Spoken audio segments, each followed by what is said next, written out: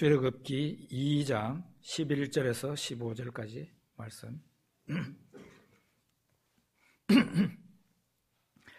우리 같이 읽어보겠습니다. 모세가 장성한 후에 한 번은 자기 형제들에게 나가서 그들이 고되게 노동하는 것을 보더니 어떤 애굽 사람이 한 히브리 사람 곧 자기 형제를 치는 것을 본지라. 좌우를 살펴 사람이 없음을 보고 그 애굽 사람을 쳐 죽여 모래 속에 감추니라. 이튿날 다시 나가니 두 히브리 사람이 서로 싸우는지라. 그 잘못한 사람에게 이르되 네가 어찌하여 동포를 치느냐 하매 그가 이르되 누가 너를 우리를 다스리는 자와 재판관으로 삼았느냐. 네가 애굽 사람을 죽인 것처럼 나도 죽이려느냐. 모세가 두려워하여 이르되 일이 탈로 되었도다. 바로가 이 일을 듣고 모세를 죽이고자 하여 찾는지라. 모세가 바로의 낯을 피하여 미디안 땅에 머물며 하루는 우물 곁에 앉았더라. 아멘.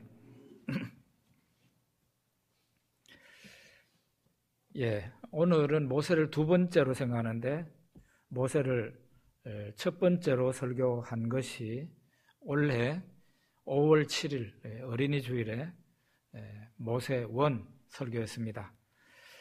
그리고 지금 한 4, 5개월 지나서 두 번째로 모세를 지금 우리가 생각하게 됩니다. 첫 번째 설교를 좀 요약하자면 모세가 태어나서 어떤 일이 있었는지 얘기하는 것이었습니다. 모세는 유복한 집에서 태어나지 않았습니다. 요즘 금수저, 은수저, 심지어는 다이아몬드 수저 이런 말까지 하는데 그런 집안에서 모세가 태어난 게 아니고 히브리 노예 계급에서 태어났습니다. 모세 부모는 당시 애굽에서 노예였어요. 부부가 노예 상태에서 아기를 낳았는데 그 아기도 노예일 수밖에 없는 불쌍한 그런 아기로 태어났습니다. 그 당시에 애굽 나라의 형편이 아주 살벌했습니다. 히브리 노예가 반란을 일으킬까봐 산하 제한을 하고 있었어요. 그래서 남자 아기가 태어나면은 히브리 노예 가정에 남자 아기가 태어나면은 무조건 죽이도록 그렇게 바로가 명령을 내렸습니다. 이런 살벌한 시기에 노예 부부가 아기를 낳은 것입니다. 그 부부가 여호와 하나님을 경외하는 사람이라 믿음의 눈으로 자기들이 낳은 아기를 보니까 토부였다 그랬어요. 토부라는 것은 창세기 1장에 하나님이 보시기에 좋았더라. 그 좋았더라 하는 말이 토부예요. 모세의 부모가 노예였고 태어난 아기도 노예일 수밖에 없지만 자기네들이 믿음이 있는 사람으로서 믿음의 눈으로 그 아기를 바라보니 하나님이 보시기에 좋았더라 하는 그 토부였다는 거예요. 그래서 이 믿음의 눈으로 살아가는 것이 얼마나 중요한가를 우리가 배우게 됩니다. 모세의 부모는 어쨌든 모세를 낳고 난 뒤에 숨겨가면서 3개월 동안을 아이를 젖먹여 키우게 됩니다. 그러나 3개월이 지나게 되자 아이의 울음소리도 커지고 해서 부모님의 안위보다는 이 아이가 자기들과 함께 있으면 죽을 수밖에 없기 때문에 그 아기를 갈상자를 만들어서 그 안에 넣어서 나일강에 갈대 사이에 그 갈상자를 이제 띄우게 됩니다. 모세를 담은 그 갈대 상자를 나일강 사람들이 오는 곳에 이제 갖다 놓고는 모세의 누나 미리암이 멀찍이서 자기 동생 아기 모세를 바라보고 있는 겁니다. 그때에 애굽 왕의 공주가 목욕하러 나왔다가 아기 울음소리를 보고 그 모세를 발견하게 됩니다. 그리고 이 아기가 히브리 사람의 아기구나 하고는 그 아기를 불쌍한 마음으로 자기가 거두어서 왕궁으로 데리고 들어가게 되죠. 그 아기를 모세라고 이름 지은 것도 자기 부모가 아니고 애굽 공주가 그 아이의 이름을 지은 겁니다. 아이를 이제 안고 가는 것을 보고 모세의 누나 미리암이 쫓아가서 그 공주한테 말을 합니다. 이 아기에게 젖을 먹일 유모가 필요하십니까? 그렇다 그러니까. 그러면 제가 구해오겠습니다 해가지고는 모세의 어머니 미리암의 어머니를 그 공주에게 데리고 옵니다. 이렇게 해서 모세의 엄마가 자기 젖을 주어서 아이를 키우는데 월급까지 받게 되는 그런 놀라운 일이 벌어지게 됩니다. 하나님께서 은혜를 주시고 하나님께서 역사하시면 정말 신기하고 놀라운 일들이 다 일어납니다. 모세의 어머니가 언제까지 모세를 그렇게 젖먹여 키웠는지, 젖먹이고 난 뒤에 또 어느 정도까지 같이 있었는지는 알 수가 없어요. 그렇지만 모세는 이제 장성해 가면서 애굽의 그 궁중의 화려한 생활에 젖어들게 됩니다. 좋은 음식을 먹고 좋은 옷을 입고 정말 더할 나위 없이 풍족한 삶을 살아가고 거기에다가 그 당시 최첨단 학문을 공부하게 됩니다. 지금 이집트 여행 가면은 우리가 볼 수 있는 그 피라밋이 그 모세 당시에 지어진 그 이전부터 지어진 그 피라밋이에요. 그러니까 애굽의 학문이 당시에는 전 세계에서 가장 앞서 있고 우수한 학문인데 그 학문을 모세가 공부를 한 것입니다. 참 이렇게 되어가는 모세를 보면서 모세의 부모는 어떤 생각을 했을까요? 이 아기가 완전히 애굽 사람이 되는구나 그렇게 걱정했을 수도 있습니다. 그런데 그렇게 될 것 같이 보였지만 모세는 나이 40세가 되었을 때 자기 민족, 히브리 민족을 돌아볼 생각이 났습니다. 그래서 하루는 자기 민족이 강제 노역하는 현장을 가게 됩니다. 가서 보니까 마침 애굽 사람 한 사람이 이 자기 모세의 민족, 히브리 민족 한 사람을 때리고 있었어요. 그걸 보고 그냥 모세가 화가 벌컥 나가지고 그 애굽 사람을 그 두 사람 이외에는 사람이 없는 걸 보고 애굽 사람을 쳐 죽이게 됩니다. 그렇게 해서 땅에 파묻었어요. 본 사람은 그 애굽 사람한테 맞은 그 한 사람밖에 없어요. 근데 그 다음 날 나갔는데 또 동족끼리 히브리인 동족끼리 싸우고 있는 거예요. 그래서 모세가 말리니까 그 중에 한 사람이 누가 당신들을 우리를 다스리게 했냐고, 당신이 우리 재판관이냐고, 네가 어제는 애굽 사람을 쳐 죽이더니 오늘은 날 죽이려고 그러냐, 이런 식으로 말했어요. 그러니까 어제 애굽 사람한테 맞은 사람이 바로 그 사람인 거예요. 그 사람을 구해줬는데 그 사람이 다음 날 모세에게 좋은 말을 하는 게 아니라 이런 나쁜 말을 하면서 결국은 발설을 하게 되고 모세는 애굽 왕 바로가 모세를 찾아 죽이려고 하는 상황이 됩니다. 모세는 이런 일로 인해 가지고 결국은 미디안 광야로 도망가게 되는데요.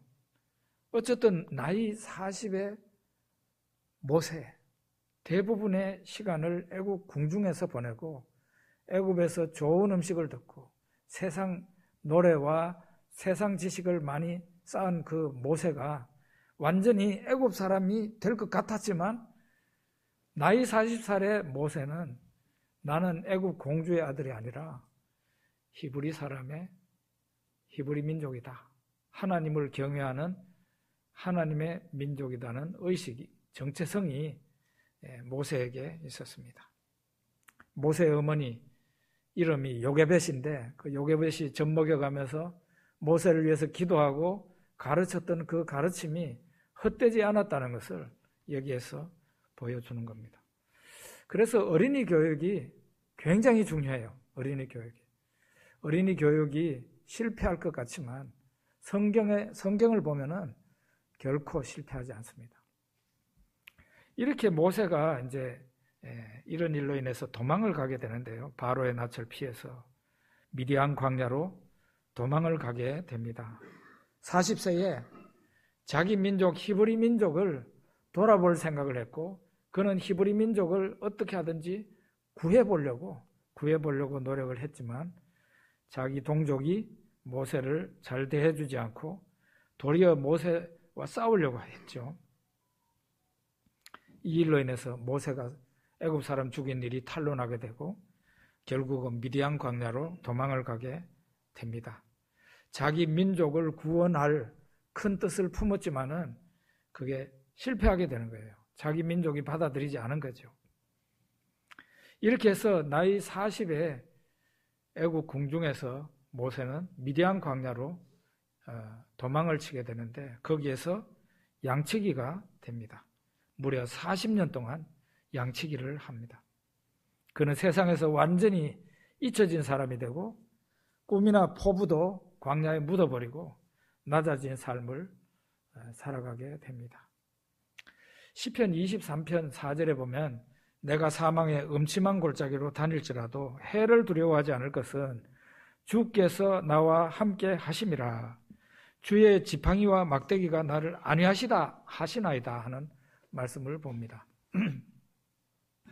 우리가 이 시를 보면은 시편 23편의 이 부분을 보면은 왜 하나님께서는 모든 일을 하나님이 작정하시고 섭리하시고 하나님의 백성들을 이끌고 가시는데, 그래서 하나님의 백성들에게, 하나님의 백성인 우리에게 생기는 좋은 일뿐 아니라 나쁜 일까지도 결국은 하나님이 예정하셔서 생기는 일인데 왜 하나님께서 하나님의 양인 나를 사망의 음침한 골짜기로 데리고 가시나?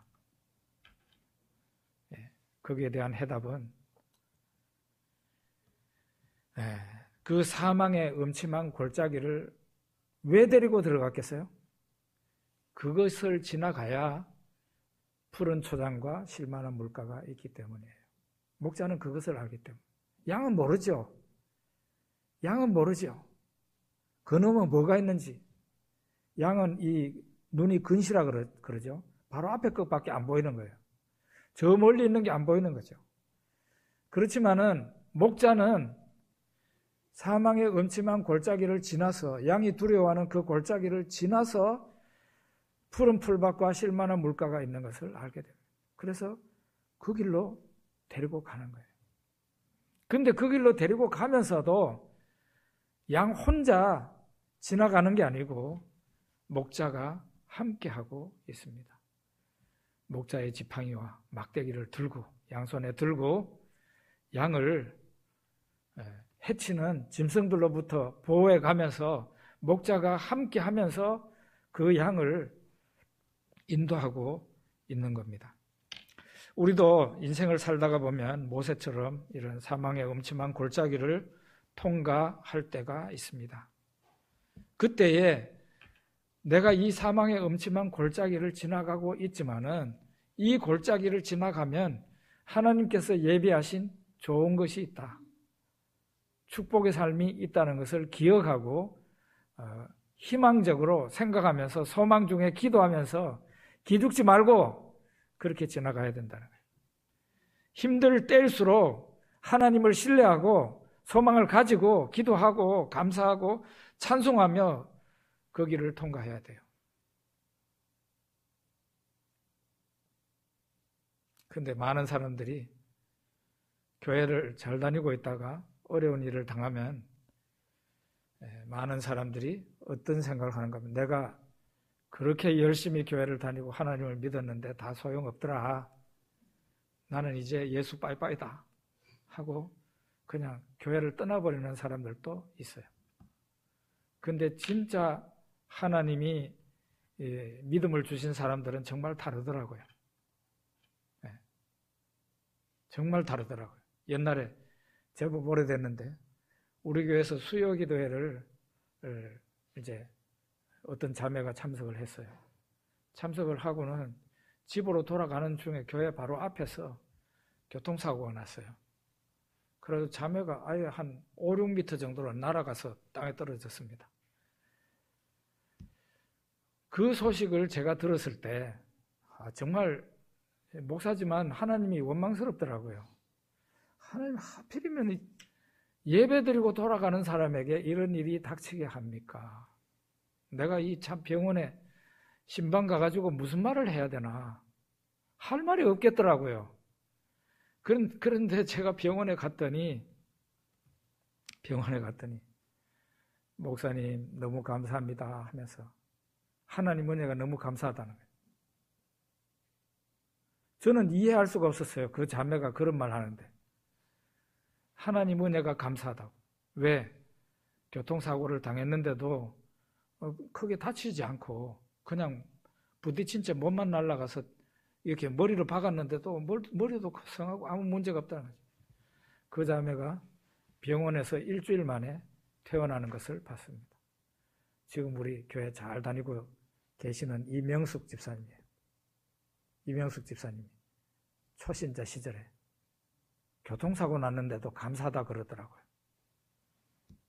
사망의 음침한 골짜기를 통과할 때에 하나님 앞에 너무 좌절하거나 낙담하거나 원망하거나 그러지 말고 그 사망의 음침한 골짜기를 지나갈 때 그 지나간 후에 하나님께서 예비하신 좋은 것이 있다는 것을 믿고 희망 중에 기도하고 더 하나님을 경외하고 신뢰하고 찬송하고 그렇게 나가야 됩니다. 자, 이렇게 해서 모세가 미디안 광야로 이제 도망을 쳤는데 어느 날은 그 미디안 광야에 초원에 우물이 있는데 우물가에 이렇게 앉아 있었습니다. 미디안 여자들이 그때에 양떼를 이끌고 와서 우물가에서 물을 먹이려고 했습니다. 모세가 그 미디안 여자들을 도와서 양떼들한테 물을 먹였습니다. 그 미디안 여자들이 미디안 제사장의 7딸들이었어요. 미디안 제사장에게 7딸이 있는데 그 딸들이 양을 몰고 나왔던 거예요. 그들이 집으로 돌아가니까 아버지 제사장 이드로가 오늘 어떻게 이렇게 빨리 돌아왔냐고. 그러니까 아버지 다름이 아니고 애굽 사람이 우리를 도와서 양떼들한테 물을 먹여주고 그리고 미디안 다른 사람들을 막아줘가지고 우리가 이렇게 빨리 물을 먹여서 데리고 왔다고. 그러니까 이 이드로가 하는 말이 그 사람 어디 있느냐고. 왜 너희들 혼자 왔냐고. 그 사람 데리고 와서 대접을 해라. 그래서 모세가 그 집에 갔는데 그 집에 며칠 머무니까 너무 좋았어요. 그걸 보고 미디안 제사장 이드로가 자기 딸하고 결혼을 시킵니다. 모세의 아내가 십보라인데 제사장의 딸이에요. 이드로의 딸과 제사장의 딸과 결혼을 했지만 그 제사장이 여호와 하나님을 믿는 제사장이랬어요? 아니죠. 이방신을 믿는 제사장이죠. 그 딸과 모세가 결혼을 하게 된 겁니다. 도망자 모세에게는 결혼이 일종의 현실 도피였어요. 무슨 사랑이 있어서 결혼했겠습니까? 아니죠. 무슨 원대한 뜻과 계획을 가지고 결혼했겠어요? 요즘 결혼하는 사람 다 원대한 뜻과 계획을 가지고 그렇게 결혼하잖아요. 사랑을 가지고 결혼하죠. 모세의 결혼은 그런 결혼이 아니었다고 보는 거죠. 이제 모세는 애굽으로 돌아갈 수 없는 몸이에요. 돌아갔다는 바로에게 죽을 수 있죠. 모세의 꿈과 야망이 다 사라졌어요. 그러니까 자포자기로 결혼을 한 겁니다. 어떤 사람이 결혼을 하는데 자포자기식 결혼을 했다는 얘기를 하더라고요. 결혼이나 하자 이래가지고 모든 것이 다 틀렸으니까 결혼이나 해야 되겠다 이래가지고 그 바로 자포자기식인데 이런 식으로 하면 좋은 결혼식이 아니죠. 이렇게 해서 모세의 아내가 아들 둘을 낳게 되는데 첫째가 모세가 이름 짓기를 게르솜이라고 짓고 둘째를 엘리에셀이라고 이름을 짓습니다. 게르솜이라는 그 이름은 나그네라는 뜻이에요. 내가 땅에서 나그네가 되었구나, 그런 뜻이에요. 그래서 아들 이름을, 첫 아들 이름을 게르솜이라고 짓고, 둘째 아들 이름은 엘리에셀인데 나의 하나님은 도움이시다, 그런 뜻이에요. 나의 하나님은 도움이시다. 우리는 그 광야 40년 동안 모세가 무슨 생각을 했는지, 특히 광야로 도망친 초기에 모세의 그 마음이 어땠는지 짐작해 볼 수 있는 게 성경 내용에 한 개도 없어요. 단지 모세가 아기를 얻었을 때, 아들 둘을 얻었을 때 그 이름을, 모세가 지은 그 아이의 이름을 보면 모세의 그 심사가 어땠는지를 대충 짐작할 수 있어요.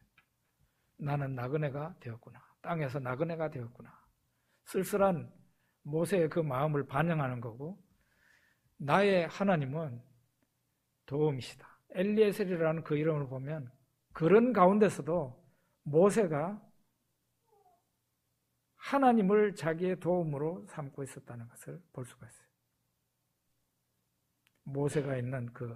모세가 알고 있는 그 하나님은 모세가 젖 먹을 때 엄마 요게벳이 전해준 하나님이세요. 모세가 이런 식으로 40년을 보내게 됩니다. 그런데 그 후에 40년이 흘러서 모세 나이 80세가 되었을 때 하나님이 그를 부르시죠. 그래서 모세가 하나님의 부름을 받고 자기 아내, 아들 둘을 데리고 애굽으로 돌아갑니다. 애굽 왕 바로를 만나기 위해서, 자기 민족을 구하기 위해서 돌아갑니다. 돌아가는 길에 숙소에서 잠을 자려고 하는데 하나님이 나타나셔서 모세를 죽이려고 합니다. 그 광경을 모세의 아내 십보라가 보고는 재빨리 알아차립니다. 그래서 아들들 그 할례를 행합니다. 할례를 행하고는 아들 양피를 가지고, 할례한 그 양피를 갖다가 모세의 팔에 갖다 대면서 당신은 참으로 내게 피난편이다, 이렇게 외칩니다. 이거를 미루어서 우리가 살펴볼 때 모세가 아들을 낳았지만은 하나님의 율법대로 하면은 8일 만에 할례를 해야 되는데 자기도 자기 부모에게서 할례를 받았을 거 아니에요. 그런데 미디안 광야에서 아들을 낳았지만은 이 아들에게 할례를 행하지를 못한 거예요. 왜 못했을까요? 아내 십보라가 반대했기 때문이에요. 그걸 40년 동안 거부한 겁니다. 아내가. 모세는 당연히 이 아들 율법에 의하면 해야 된다 그랬는데 아내가 왜 내가 당신의 신앙을 따라야 되느냐 하고 안 따른 겁니다. 그러니까 40년 동안 할례를 행하지 못하고 있었고, 그것이 모세에게는 상당히 불편했겠죠. 그렇지만은 처가살이 하는 사람이 큰 소리 치지도 못하고 그런 식으로 보냈는데 하나님은 그것을 용납하시지 않았어요. 십보라의 그 불신앙과 십보라의 그 고집을 꺾어놓기 위해서 그 남편을 죽이려고 한 거죠. 그때야 십보라가 하나님의 반강제적인 그런 역사하심으로 십보라가 하나님께 굴복하고 자기 아이들 할례를 행하게 됩니다. 당신은 참으로 내게 피난편이로다, 이렇게 말을 해요. 처갓집에 살면서 자기 신앙 표명도 제대로 못하고 살았던 그 모세를 우리가 생각할 수 있습니다. 그런데 출애굽기 3장 1절에 보면 모세가 그의 장인 미디안 제사장 이드로의 양떼를 치더니 3장 1절에 이렇게 돼 있어요. 모세가 그의 장인 미디안 제사장 이드로의 양떼를 치더니 그 떼를 광야 서쪽으로 인도하여 하나님의 산 호렙에 이르매, 이렇게 나와 있습니다. 모세는 나이 40세에 미디안으로 도망쳐 와서 결혼을 하고 40년이 흘렀는데 나이 80이 됐는데, 모세는 나이 80인데도 장인의 양떼를 치고 있어요. 이게 무슨 의미입니까? 나이 80이 되었지만 자기 양떼가 없었다 이 말이죠. 모세가 나이 80이 됐는데 모세 자신의 양떼가 없었어요. 이게 무슨 의미입니까? 모세는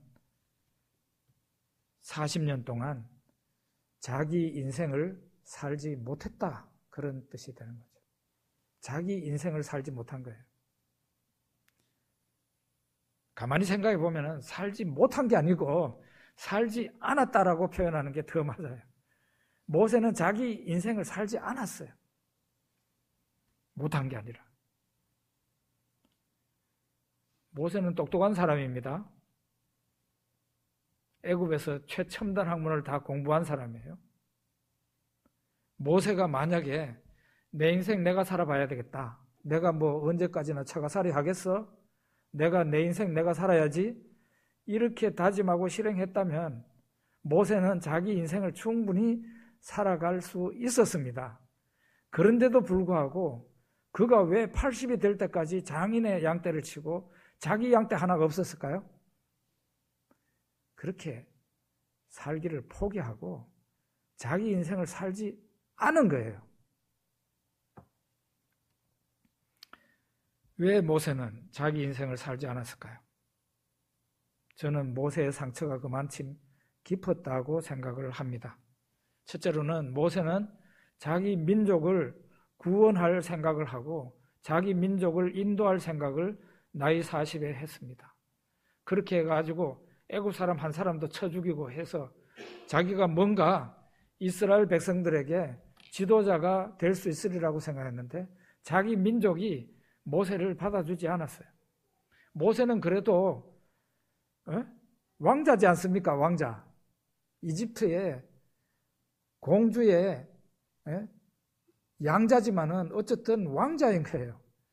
그 자기 민족이 이 왕자인 모세를 받아들이지 않았어요. 자기 민족으로부터 외면당하고 버림받았다는 그 상처가 너무너무 깊었던 거죠. 뜻은 높았으나 그 뜻을 자기 민족이 받아주지 않은 그 상처가 깊었다. 그게 40년 지나도 아물지 않았어요. 또 하나는, 이건 더한 상처인데,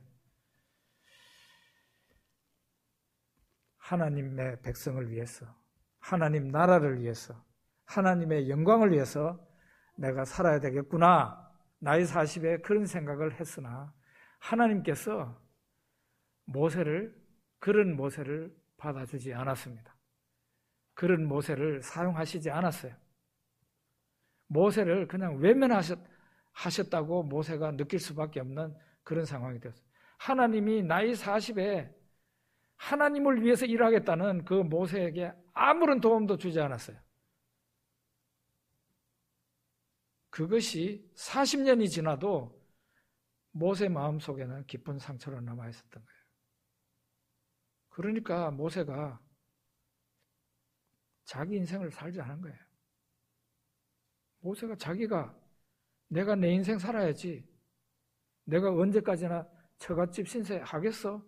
이렇게 생각하고 내 인생 내가 살아야지 했으면 그는 살 수 있었어요. 그런데 그렇게 살지 않은 것은 하나님의 백성으로부터, 하나님으로부터 외면당하고 그 외면당한 그 상처가 너무너무 깊었던 까닭입니다.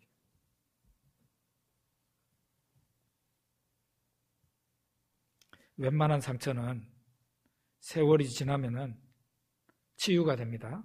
세월이 지나면 치유가 되죠. 그런데 모세는 나이 80이 될 때까지 자기 인생이 없이 자포자기하고 살았어요. 그렇지만 어떻게 됩니까?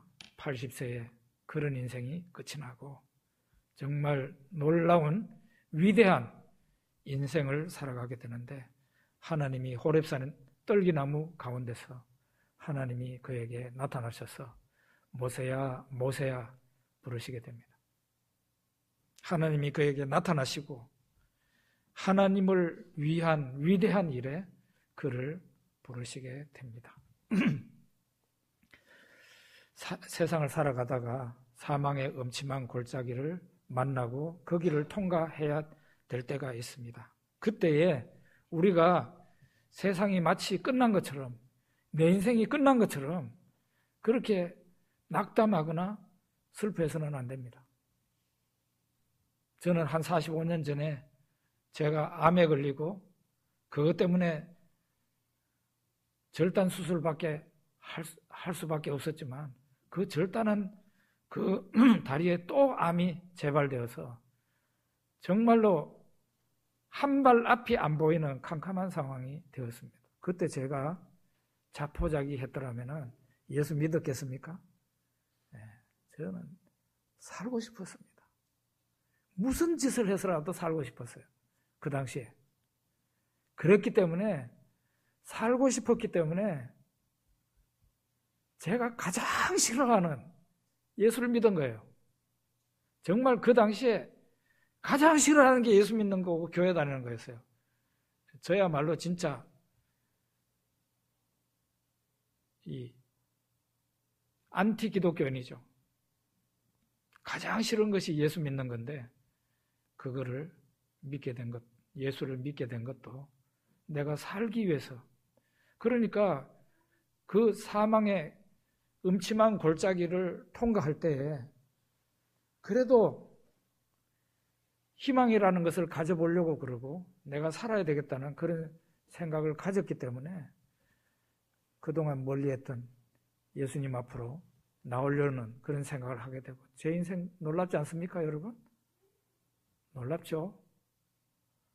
여러분이 저를 보실 때 암으로 4년 동안 드러누워 있었던 사람이라는 그거 상상할 수 있어요?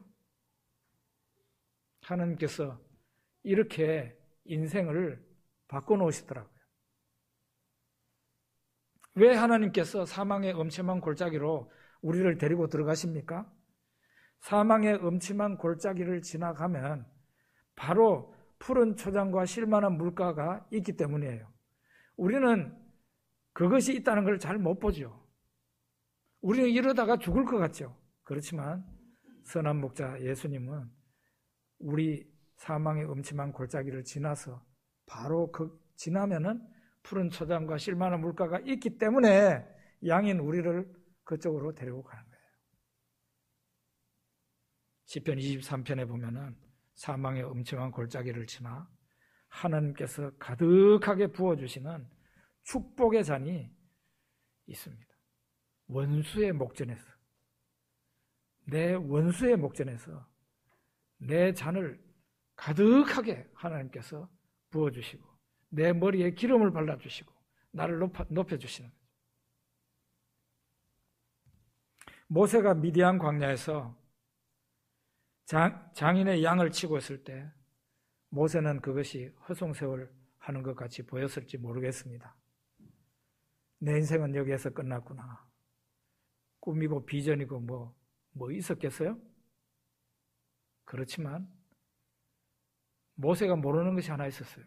그것은 하나님은 모세를 위해서 열심히 일하고 계셨다는 거예요. 하나님의 영광을 위하고 모세의 앞날을 위해서 하나님은 계속 일하고 계셨어요. 모세는 광야에서 내 인생은 이제 끝이다. 아무런 희망도 없다. 내 인생은 참으로 고달프고 외롭다라고 생각하면서 하루하루 장인의 양떼를 데리고 나갔겠죠. 그렇지만 하나님께서 하루도 빠짐없이 모세를 위해서 일하고 계셨어요. 모세의 앞날을 위해서. 두 가지 준비했는데요. 하나는 모세가 그 후에 하나님 부름을 받잖아요. 그리고 애굽으로 돌아가서 바로와 싸우게 됩니다. 거기에서 완전히 바로를 케오페 시키고 이스라엘 백성들을 출애굽을 시킵니다. 그리고 출애굽한 이스라엘 백성들을 홍해를 건너서 통과한 곳이 어디입니까? 미디안 광야예요. 미디안 광야. 모세가 40년 동안 양을 데리고 다녔던 그곳으로 이스라엘 백성들을 인도하게 됩니다. 40년 동안 거기에서 살았으니까, 미디안 광야에서 살았으니까 어떻겠습니까? 모세가 그 광야를 속된 말로 빠삭하게 하는 거죠. 왜 하나님에게 생각이 없었겠어요? 미디안 광야 생활이 모세가 지도자가 되고 난 후에 그 백성을 인도하는데 큰 도움이 되었습니다. 또 하나는 후에 모세가 부름을 받고 난 후에 미디안 광야를 통과하면서 모세의 장인에게 우리와 함께 하자고 얘기를 합니다. 그렇게 해서 모세의 장인 가족들이 다 이스라엘 안에 들어오게 됩니다. 그 사람들이 바로 성경에 나오는 겐 족속이에요. 겐 족속. 한때는 굉장히 이스라엘 백성들을 위해서 큰 역할을 담당하는 그런 민족이 됩니다. 이스라엘 본류는 아니지만 이 모세 처가 민족들이 하나님 앞으로 돌아오게 되는 거예요. 이런 것도 모세가 광야에서 나그네가 되었기 때문에 그런 일이 생길 수가 있었던 거예요. 가장 중요한 것은 모세가 40년 광야 생활을 통해서 자기 부정이라는 것을 할 줄 아는 사람이 된 겁니다. 예수님을 따르는 수많은 사람들이 예수님을 따라가고 있었어요. 그때 예수님께서 뒤를 돌아보시면서 자기를 따라오는 허다한 사람들을 향해서 뭐라고 말을 합니까? 누구든지 나를 따라오려거든 자기를 부인하고 자기 십자가를 지고 나를 좇을 것이니라 그랬어요.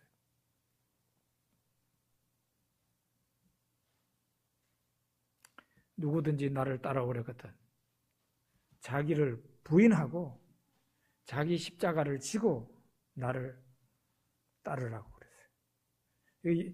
유대인의 그 히브리 용법으로 보면요, 자기를 부인하고 자기 십자가를 지고 이게 같은 말이에요. 사실은 같은 말, 다른 말이 아니고 같은 말이라니까.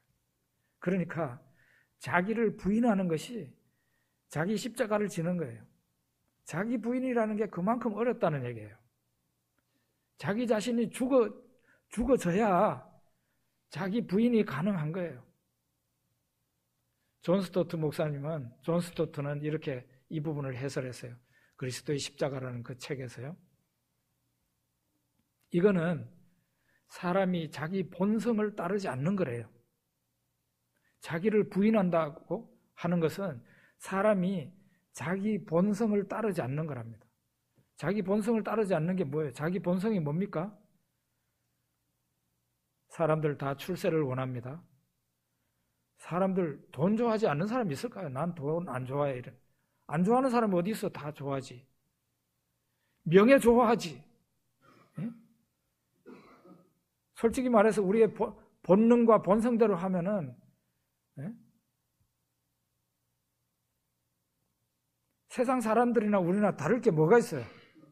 우리 속에 본능이라는 게 있고 타락해서 좋아하는 게 있어요. 그런데 그것을 예수님을 믿고 따를 때 이것을 부정해야 되는 거죠. 이거를 내던져야 되는 거죠. 돈 좋아하는 마음도 내던지고 이 세상에서 성공 한번 해보겠다고 하는 것도 내던지고 오직 예수님의 제자가 되기를 원하는 그런 마음을 가진다는 것은 자기 부정이라는 것이 이루어져야 되는데 그것이 바로 십자가를 지는 것이에요. 참 어려운 일입니다. 그런데 모세는 바로 그런 것이 되었습니다. 40년 광야 생활을 통해서 이런 것이 모세에게 자기 부정이라는 것이 가능해진 겁니다. 민수기 12장 3절에 보면 이 사람 모세는 온유함이 지면의 모든 사람보다 더하더라 그랬어요. 모세의 온유함이 세상에서 그 당시 세상을 살아가고 있는 그 사람들보다 훨씬 탁월했다 그런데 모세의 온유함이. 모세는 그만큼 마음이 따뜻한 사람이고 마음이 겸손한 사람이었다는 거죠. 모세가 그 이후에 이제 백성을 인도하는 지도자가 됩니다. 지도자가 된다는 것은 굉장히 어려운 일이에요. 모세는 백성들이 항상 모세에게 와서 원망을 합니다. 모세가 나중에 내가 저 사람들을 낳았습니까? 하고 하나님 앞에 항의하는 일까지 있죠. 모세가 결혼하게 됐을 때 그 구스 여자 한 사람과 결혼을 하게 되죠. 그때에 모세의 형인 아론과 누나 미리암이 모세를 거세게 밀어붙입니다. 그것이 하나님 보시기에 안 좋게 보일 정도입니다. 그런데도 모세는 그 원망하는 백성들, 자기 형님, 자기 누나에게 거칠게 대하지 않습니다. 모세가 그만큼 세상 사람들과는 다른 월등한 아주 탁월한 온유함을 가지고 있었기 때문에 가능한 거였죠.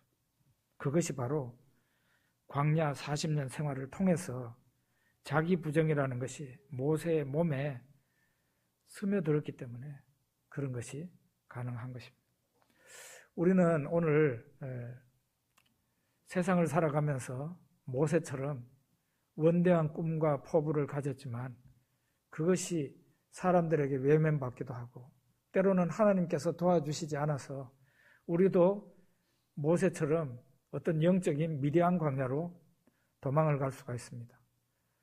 그 도망간 곳에서 40년을 처가의 양을 칠 정도로 자기 삶이 없었던 모세였지만 80세의 인생이 달라졌어요. 하나님이 그에게 나타나시고 그를 부르신 겁니다. 어려운 일, 힘든 일을 만났을 때 하나님이 안 계시는 것처럼 그렇게 낙담하고 좌절하고 그럴 필요는 없다는 거죠. 하나님께서 왜 사망의 음침한 골짜기로 우리를 끌고 들어가시겠어요? 사망의 음침한 골짜기를 지나면은 바로 푸른 초장과 쉴만한 물가가 있기 때문에 그런 거예요. 좋으신 하나님을 믿으시기를 바랍니다. 우리 기도하겠습니다.